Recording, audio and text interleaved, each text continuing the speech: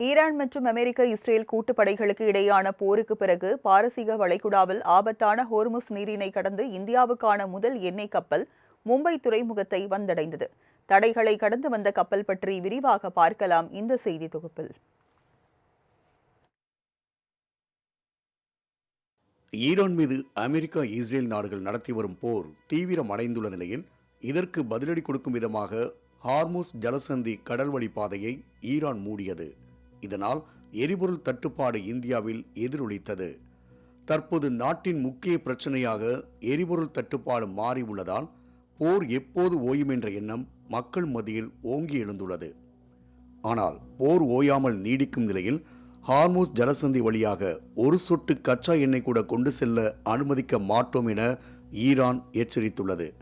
இருப்பினும் அந்த ஜலசந்தி வழியாக 1,35,335 டன் கச்சா எண்ணெயுடன் கப்பல் ஒன்று போர் பதற்றத்திற்கு நடுவே தடைகளை கடந்து இந்தியா வந்துள்ளது. லைபீரியா நாட்டு கொடியுடன் ஷென்லாங் சூயல்மாக்ஸ் என்ற பிரம்மாண்ட கப்பல் சவுதி அரேபியாவின் முக்கிய எண்ணெய் ஏற்றுமதி முனையமான ராஸ் தனுராவில் இருந்து கடந்த 1ஆம் தேதி தனது பயணத்தை தொடங்கியது. அனைத்து தடைகளையும் கடந்து கடந்த 11ஆம் தேதி இரவு மும்பை துறைமுகத்திற்கு பாதுகாப்பாக வந்து சேர்ந்தது. இந்த கப்பல் பயணத்தை ஒரு இந்தியரான கேப்டன் சுஷாந்த் சிங் சந்து தலைமையில் 29 பேர் கொண்ட சர்வதேச குழுவினர் மேற்கொண்டனர்.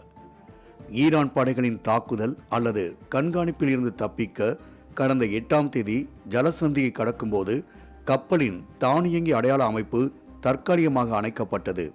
கப்பல் எங்கே உள்ளது என்பதை காட்டும் சிக்னல்களை நிறுத்திவிட்டு டிராக் மோடு முறையில் மிகவும் ரகசியமாக இப்பகுதியை கடந்து 9ஆம் தேதி மீண்டும் சிக்னல்களை இயக்கியுள்ளனர். தற்போது மும்பை துறைமுகத்தில் நங்கூரமிட்டுள்ள இக்கப்பலில் உள்ள கச்சா எண்ணெய் குழாய்கள் மூலம் செம்பூரில் உள்ள மேகுல் பகுதிக்கு மாற்றப்பட உள்ளது.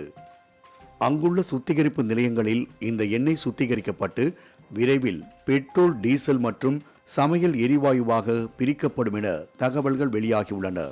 தற்போது நிலவி வரும் எரிபொருள் தேவையை நிவர்த்தி செய்யும் பொருட்டு இந்த எரிபொருள் நாட்டின் பல்வேறு பகுதிகளுக்கும் உடனடியாக விநியோகம் செய்யப்படும் என்றும் அதிகாரிகள் தெரிவித்துள்ளனர். நெருக்கடியான சூழலில் ஆபத் பாந்தவனாக வந்து சேர்ந்த இந்த கச்சா எண்ணெய் மிகவும் பயனுள்ளதாக இருக்கும் என்று கருதப்படுகிறது. இதற்கிடையே ஈராக்கில் இருந்து சுமார் 20 லட்சம் பேரல் கச்சா எண்ணெயோடு புறப்பட்ட இந்திய கொடியேந்திய மற்றொரு பிரம்மாண்ட கப்பல் பாதுகாப்பாக இந்திய கடல் பகுதியை வந்தடைந்துள்ளது. இந்த கப்பல் தற்போது ஒடிசாவில் உள்ள பாரதீப் துறைமுகத்திற்கு வந்தடைந்துள்ளது. மாலை முரசு தொலைக்காட்சி செய்திகளுக்காக செய்தியாளர் அபிநயா குமார்.